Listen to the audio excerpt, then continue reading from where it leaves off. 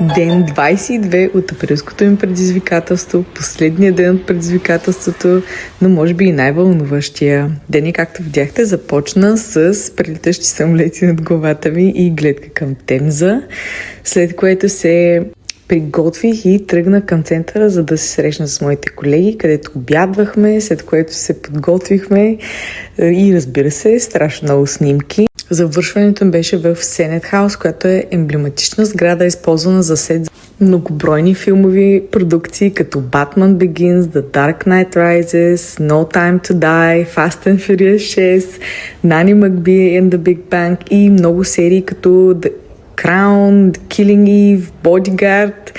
Имаше възможност за много снимки, от които разбира се възползвахме. Бърбек Юниверсити беше последното ми работно място и съответно имах възможност да се видя и с любими мои колеги, да се снимаме, след което започна и официалната част. Тук ви показвам как е подредено. Всеки от нас има карти с имената си, къде сме седнали, мястото ни.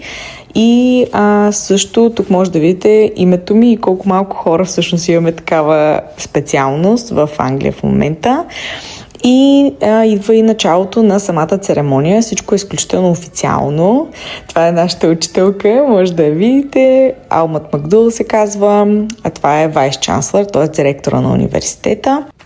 Имаше изключително много настроение, аплодисменти през цялото време и беше изключително положително заредена енергията.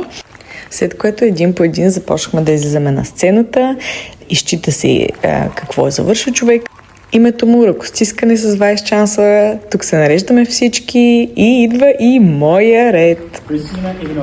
С Сали Уилър, разбира се, познаваме лично, тъй като ми е била директорка и съм ръководила едни от най-успешните проекти в университета.